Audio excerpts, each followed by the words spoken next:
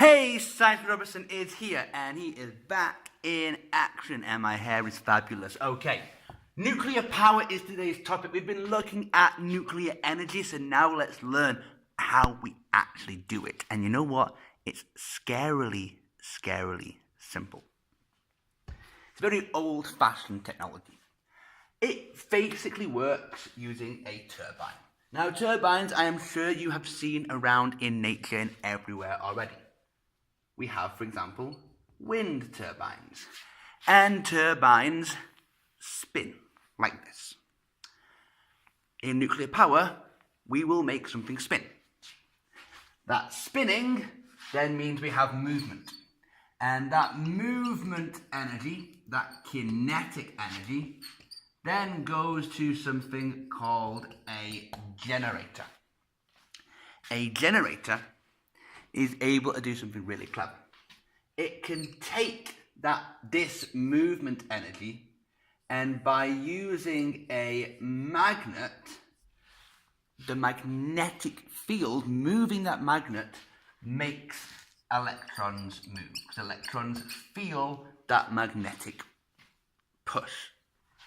If electrons move, you then can make electricity. Because electricity is, after all, the movement of electrons. We have been doing this for a very long time, and we do it for all nuclear power. Nuclear power is actually quite an old technology. We've had nuclear power stations for the last 50, 60 years on planet Earth, and basically that means that they're kind of out of date. One of the scary things would be if you come into a nuclear power station today and you actually look at the buttons and the computers using it, which will be very old compared to what we use today. So, we have this. But we need something to make spin. So, to make some spinning happen, let me talk about the fuel. Okay? We, of course, need nuclear fuel. And the most common kind of fuel we will use is uranium. In particular, a molecule of uranium dioxide, UrO2. Now, uranium dioxide is, of course, radioactive. So it will break down. But it breaks down over a very long time. A bit too slow for us.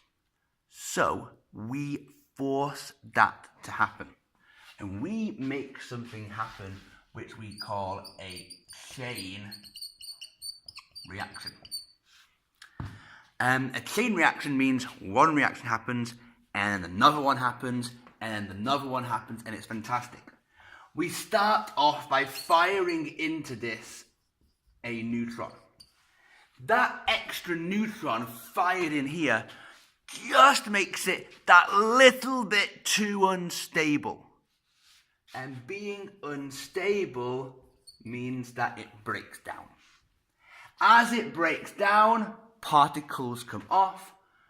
You will probably get some alpha particles. You will definitely get, though, extra neutrons. And so extra neutrons firing off hits another uranium, gets another reaction, and that keeps on going. So this reaction can get more and more. Brilliant. That needs to be controlled, though, because if you don't control it, if you have a runaway reaction, the pressure gets too high and you can have an explosion. And we don't want that to happen at all. What, of course, happens when all of this takes place and it gets unstable and it breaks down, using Einstein's famous equation, some energy comes out. That energy can be used to make something hot. The thing that we use, and this is the really old-fashioned bit, we use water.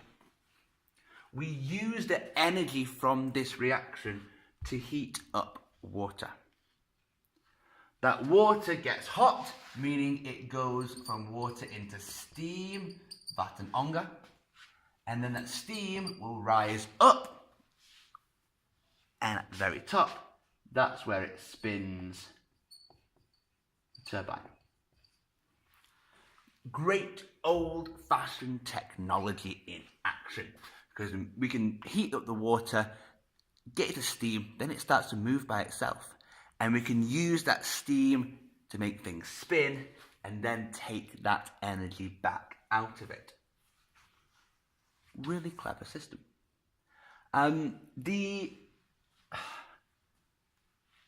What you need to think about though, of course, if it gets too hot and too much water goes to steam, then that's where the problem of the pressure lies. So again, you need to be able to control this, okay? And there's a couple of ways that you can do that.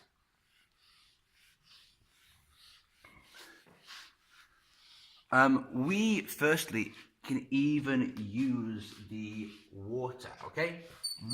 Water can be used as a coolant, keeps things cool, because of course it will evaporate if it gets too hot. You can keep putting water on, that's great. It also slows down the neutrons.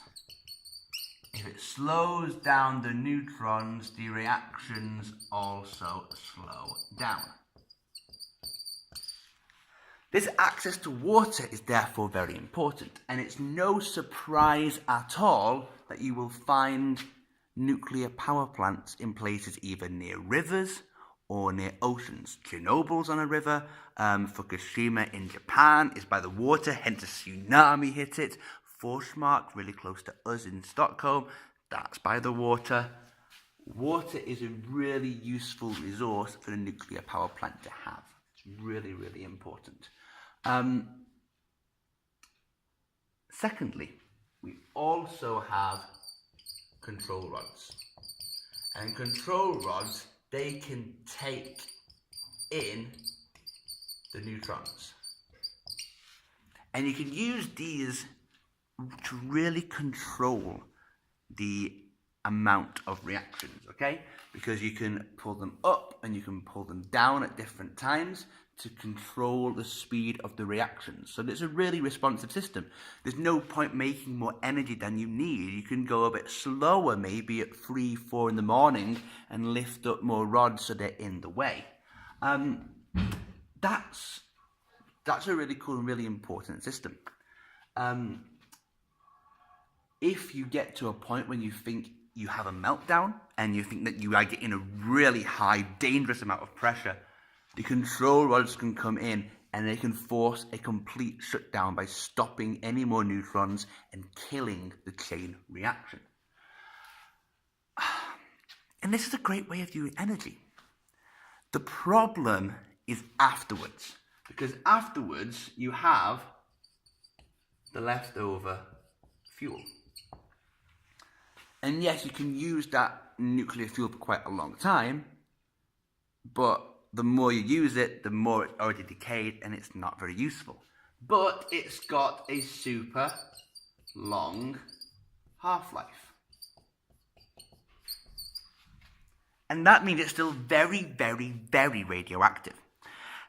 And this is the biggest problem with nuclear power, in my opinion. It's not the risk of an explosion, or it's the risk of something being destroyed. The technology, we've been doing it for many, many years, and it is reliably safe. My issue is with this section here. Is it okay for us that we need power now? That we will use something which my children and their children and their children and their children's children, and for the next thousands and thousands of years, are going to have to look after this dirty waste in buckets underground? Is that okay that we do that for the next generations? I don't know if that is.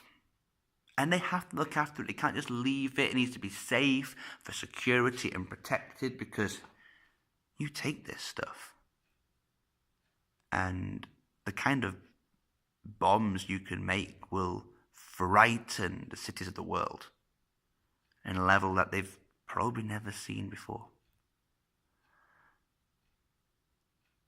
So, yeah, nuclear power is great, but that issue of the waste, I don't think society's ever got a perfect answer to. And that's one of the main reasons I think that is not the biggest solution we're all looking for, and we're looking for other renewable technologies. The wind, the solar, the wave power. Thank you very much.